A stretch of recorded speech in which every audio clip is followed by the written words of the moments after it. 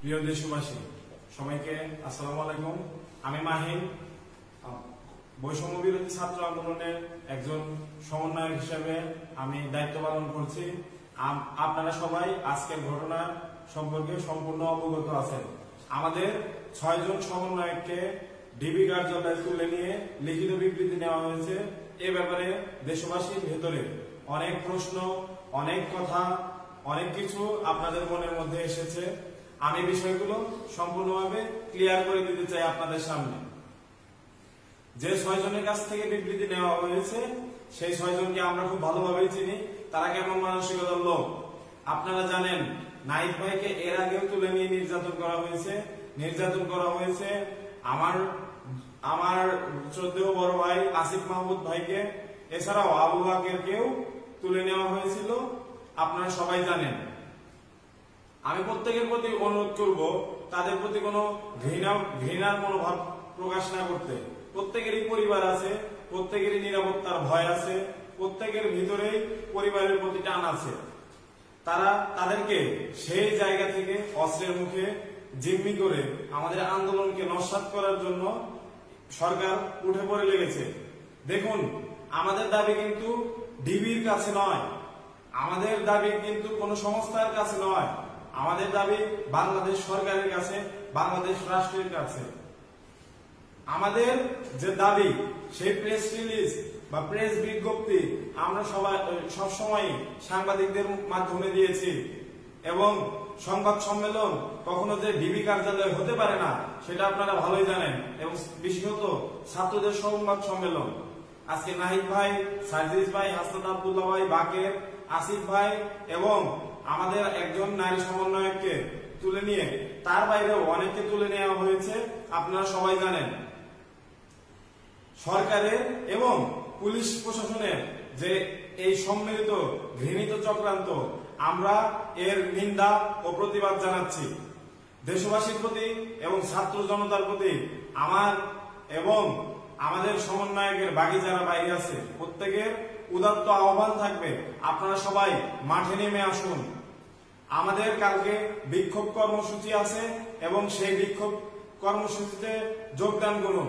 আপনারা সবাই স্পষ্টভাবে একটা কথা আপনাদের মনে রাখতে হবে, আপনারা কিন্তু আমাদের কারো চেহারা দেখে, আমাদের কারো স্ট্যাটাস দেখে কিন্তু আপনারা এই আন্দোলনে আসেননি। কালকে যদি আমাকে তুলে নিয়ে যাওয়া হয় এবং তারপর যদি আপনি দেখেন আমার অবস্থান পরিবর্তিত হয়েছে, ধরে নেবেন আমার উপরে অনেক জুলুম করা হয়েছে, আমাকে, আমার পরিবারকে থ্রেট দেওয়া হয়েছে। আমি নিজেও কিন্তু সেই ধরনের জুলুমের শিকার, কিন্তু আমাকে কিন্তু এখনো তুলে নিয়ে যাওয়া হয়নি। আমি আমার নিরাপত্তা নিয়ে শঙ্কিত এবং এই বিষয়টি আপনাদেরকে জানিয়ে রাখলাম, আপনারা সচেতন থাকবেন। আবার বলে দিচ্ছি, কালকে আমাদের বিক্ষোভ কর্মসূচি আছে, আপনারা সবাই সেই মিছিলে যোগদান করুন এবং বিক্ষোভ কর্মসূচি সফল করুন। প্রিয় দেশবাসী, আজকে উদ্ভূত পরিস্থিতিতে আপনাদের সামনে আবার হাজির হয়েছি।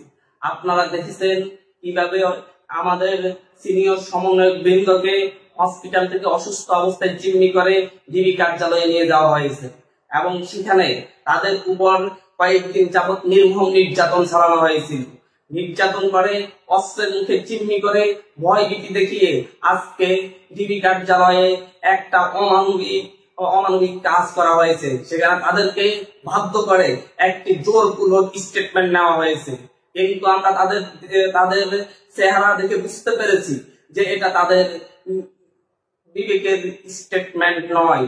তারা জিম্মি হওয়ার পূর্বে আমাদেরকে সুস্পষ্ট নির্দেশনা দিয়ে গিয়েছিলেন, বলেছিলেন যতক্ষণ পর্যন্ত না সরকারের প্রজ্ঞাপন খেলা বন্ধ হবে, যতক্ষণ পর্যন্ত না এদেশে এই বৈষম্য বিরোধী ছাত্র আন্দোলন করতে গিয়ে যতজনের রক্ত ঝরেছে তাদের রক্তের ন্যায় বিচার না হবে, যতক্ষণ পর্যন্ত না আটককৃতদের মুক্তি দেওয়া না হবে, যতক্ষণ পর্যন্ত না মিথ্যা মামলাগুলো প্রত্যাহার করা না হবে, ততক্ষণ পর্যন্ত আন্দোলন চালিয়ে যেতে হবে।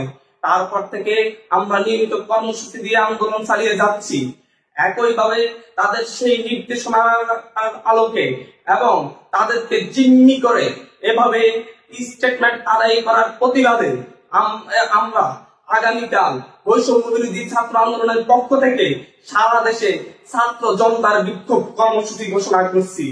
ছাত্র জনতা আগামীকাল সারা দেশে বিক্ষোভ কর্মসূচি পালন করবে এবং এই বিক্ষোভ কর্মসূচি হবে গত যে কোনো আন্দোলনের চেয়ে, আমাদের যে কোনো কর্মসূচির চেয়ে আরো শক্তিশালী কর্মসূচি।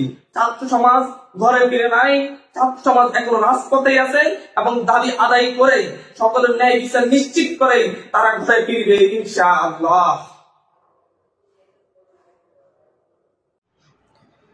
সংগ্রামী সহযোদ্ধাগণ, আপনারা দেখেছেন কিছুক্ষণ পূর্বে আমাদের বৈষম্য বিরোধী ছাত্র আন্দোলনের সমন্বয়ক নাহিদ ইসলাম, সার্জিস আলম, আসিফ মাহমুদ, নুসরাত তাবাসসুম সহ 6 জন সমন্বয়কের স্বাক্ষর সম্বলিত একটি বক্তব্য পাঠ করেছেন নাহিদ ইসলাম, যেখানে তিনি ঘোষণা করেছেন যে এখন থেকে বৈষম্য বিরোধী ছাত্র আন্দোলনের সকল কার্যক্রম, সকল আন্দোলন স্থগিত ঘোষণা করা হলো।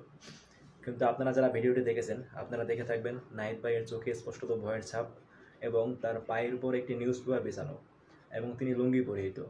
এখন আপনাদের সাধারণ কমন সেন্স কি বলে যে এমন একটি পরিবেশে, এমন একটি পরিস্থিতিতে ডিবি কার্যালয়ে কি বিবৃতি দেওয়ার কথা? এটা আমাদের স্পষ্টত আমাদের ধারণা, আমাদের বিশ্বাস যে তাদেরকে জিম্মি করে এরকম বক্তব্য আদায় করা হয়েছে যাতে করে শিক্ষার্থীরা, সাধারণ জনতা আন্দোলন থেকে পিছপা হয়ে যায়। এবং আপনারা দেখেছেন নাহিদ ভাইয়ের এই বক্তব্য প্রকাশিত হওয়ার পরপরই যে সমস্ত সমন্বয়ক ভাইরা এখনও বাইরে রয়েছেন, যাদেরকে এখনও জেলে ঢোকানো হয়নি, সকলেই বিবৃতি দিয়েছেন যে এটি ছিল একটি সাজানো বক্তব্য, একটি স্ক্রিপ্টেড বক্তব্য, যেটা জোর করে আদায় করা হয়েছে। এটি মূলত বৈষম্য বিরোধী ছাত্র আন্দোলনের কোনো অফিসিয়াল বক্তব্য না। এই মুহূর্তে সকল সমন্বয়কদের সম্মিলিত সিদ্ধান্ত অনুসারে আমাদের পরবর্তী করণীয় হচ্ছে আন্দোলন চলবে, আন্দোলন কন্টিনিউ থাকবে। আপনারা জানেন আমাদের এই আন্দোলনে এই পর্যন্ত প্রায় অফিসিয়ালি সরকারি হিসাবে প্রায় 200-র অধিক মানুষ জীবন দিয়েছে। এই যে সকল মানুষকে হত্যা করা হয়েছে, গণহত্যা চালানো হয়েছে, এই গণহত্যার বিচার নিশ্চিত করা, যে সমস্ত ভাইয়েরা এখনও গ্রেফতার অবস্থায় রয়েছেন তাদের অবিলম্বে বিনা শর্তে মুক্তি দেয়া, আহতদের যথাযোগ্য ক্ষতিপূরণ দেয়া, শিক্ষা প্রতিষ্ঠান খুলে দেওয়া সহ যে সমস্ত আমাদের যৌক্তিক দাবি দেওয়া রয়েছে সেই সমস্ত দাবি দেওয়া আদায় না হওয়া পর্যন্ত বৈষম্য বিরোধী ছাত্র আন্দোলন চালিয়ে যাবে ইনশাআল্লাহ। আসসালামু আলাইকুম, আমি খান তালাত মাহমুদ রাফি, বৈষম্য বিরোধী ছাত্র আন্দোলন সমন্বয় করছি চট্টগ্রাম থেকে। আপনারা হয়তো ইতিমধ্যে জেনে গেছেন যে বাংলাদেশের কেন্দ্রীয় সমন্বয় কয়েকজনকে জিম্মি করে যে স্টেটমেন্ট নেওয়া হয়েছে সেটা বাংলাদেশের সাধারণ শিক্ষার্থীরা, বাংলাদেশের ছাত্র সমাজ প্রত্যাখ্যান করেছে এবং সারা দেশের সমন্বয়কদের এবং বৈষম্য বিরোধী আন্দোলনের সাথে জড়িতদেরকে যেভাবে গুম, খুন এবং হত্যা করা হচ্ছে সেই প্রতিবাদে আগামীকাল বিকেল 3টায় বৈষম্য বিরোধী ছাত্র আন্দোলন চট্টগ্রামের কর্মসূচি ঘোষণা করা হয়েছে। আপনাদেরকে পরবর্তীতে স্থান জানিয়ে দেওয়া হবে। চট্টগ্রামের যারা আছেন আপামর জনতা, সাধারণ শিক্ষার্থী সহ সকল শ্রেণী পেশার মানুষ, আপনাদের সবাইকে অনুরোধ করছি, সবাইকে আহ্বান জানাচ্ছি আমাদের কর্মসূচি বাস্তবায়ন করতে। যে যেখানে আছেন যেভাবে পারেন আমাদের সাথে এসে যুক্ত হবেন। আমি আসাদুল্লাহ আল গালিব, সমন্বয়ক বৈষম্য বিরোধী ছাত্র আন্দোলন। ডিবি কার্যালয় থেকে আমাদের 6 জন সমন্বয়ককে জিম্মি করে জোরপূর্বক অস্ত্রের মুখে যে ব্ল্যাকমেল করে যে লিখিত বক্তব্য রিডিং করানো হয়েছে সেটাকে আমরা ঘৃণা করে প্রত্যাখ্যান করছি। আমি জোরপূর্বক এমন বক্তব্য আদায়ের তীব্র নিন্দা এবং প্রতিবাদ জানাচ্ছি এবং আমাদের সকল সমন্বয়কের মুক্তি দাবি করছি। তার উদ্দেশ্যে বলতে চাই, শহীদদের প্রতি ফোঁটা রক্তের বিচার না হওয়া পর্যন্ত, সকল ছাত্র জনতার নিরাপত্তা নিশ্চিত না হওয়া পর্যন্ত আমাদের আন্দোলন চলমান থাকবে ইনশাআল্লাহ। আমি বিশ্বাস করি জিম্মি করে অস্ত্রের মুখে আমাদের যে সমন্বয়কদের ব্ল্যাকমেল করে যে বিবৃতি নেওয়া হয়েছে সেটা আগুনে ঘি ঢালবে এবং ছাত্র জনতাকে আরো জোরালোভাবে রাজপথে নেমে আসতে ভূমিকা পালন করবে ইনশাআল্লাহ।